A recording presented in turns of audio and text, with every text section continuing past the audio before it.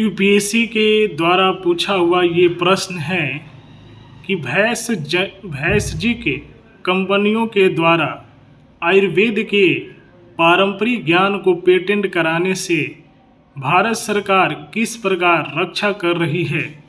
250 शब्द में लिखना है।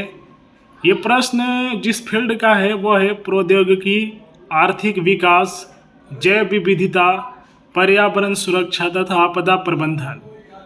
ये सॉल्व्ड पेपर 2019 का है। क्रेडिट एंड थैंक्स जो कि एरिहेंट पब्लिकेशन इंडिया लिमिटेड को दिया जाता है, क्योंकि उन्हीं का ये किताब का प्रश्न है। यदि उनकी कंपनी के द्वारा कोई भी कमेंटमेंट हो तो हमारे कमेंट बॉक्स में ज़रूर कहें, मैं उस पर सुधार करूँगा। तो व्याख्या है कि परंपरागत चिकित्सा को स्वदेशी या लोक चिकित्सा के रूप में जाना जाता है, जिसमें पारंपरिक ज्ञान का समावेश पाया जाता है। भारत की पारंपरिक मेडिसिन प्रणाली अति प्राचीन है, किंतु इसकी वर्तमान में भी महत्वपूर्ण भूमिका पाई जाती है। भारत की पारंपरिक औषधीय प्रणाली विश्व की सबसे पुरानी चिकित्सा प्रणाली है, जिसमें आयुर्वेद, सिद्ध, यूनानी, योग, प्राकृतिक चिकित्सा तथा होम्योपैथी शामिल किए जाते हैं। इन प्रणालियों का वर्तमान में भी अधिक महत्व है। आधुनिक समय में बढ़ती वैज्ञानिक प्रगति ने रासायनिक प्रक्रियाओं के सहयोग फार्मेसी कंपनियों पारंपरिक ज्ञान आधारित संसाधनों का प्रसंस्करण किया है, जिसके कारण एलोपैथी जैसी अंग्रेजी दवाओं का प्रभाव बढ़ा है। कंपनियां भी पारंपरिक चिकित्सकीय ज्ञान प्रणाली पर आधारित है। वही 2000 पेटेंट भारतीय पारंपरिक चिकित्सकीय ज्ञान पर आधारित है।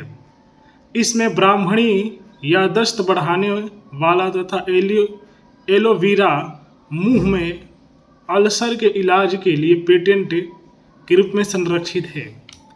इस प्रकार भारत के पारंपरिक औषधीय ज्ञान को संरक्षित करने की आवश्यकता है। भारत सरकार द्वारा पारंपरिक औषधीय ज्ञान प्रणाली के संरक्षण तथा उसे बढ़ावा देने के लिए निम्नलिखित प्रयास किए गए हैं। भारत सरकार द्वारा वैज्ञानिक और औद्योगिकी अनुसंधान परिषद, council of scientific and industrial research CSIR और आयुष मंत्रालय के सहयोग से पारंपरिक ज्ञान डिजिटल लाइब्रेरी को स्थापित किया गया है। इस लाइब्रेरी का उद्देश्य देश के प्राचीन और पारंपरिक ज्ञान को बायोप्सी और अनैतिक पेटेंट के शोषण से बचाना है। यह इलेक्ट्रॉनिक रूप से आधुनिक अनुसंधान को बढ़ावा देता है तथा ज्ञान तक पहुंच को सरल बनाता है। आयुर्वेद संबंधी 80,000 फार्मूला डाटा, यूनानी के 10,000 डाटा तथा सिद्धा के 12,000 डाटा इस लाइब्रेरी में रखा गया है।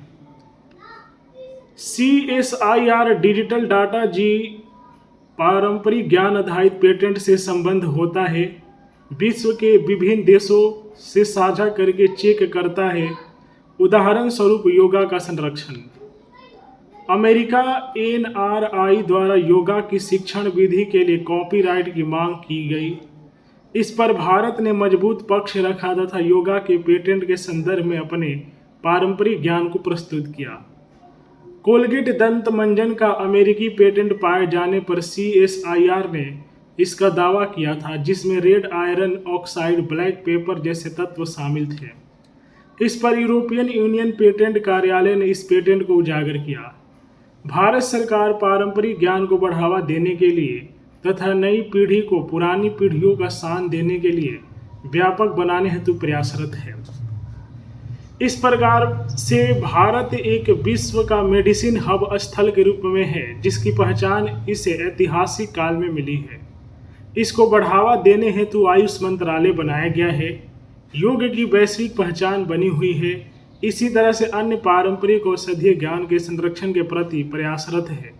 भारतीय पेटेंट कार्यालय पारंपरिक ज्ञान तथा जैविक सामग्री से संबंधित पेटेंट अनुप्रयोगों के प्रसंस्करण के लिए दिशा निर्देश भी समय समय पर जारी करती रहती है।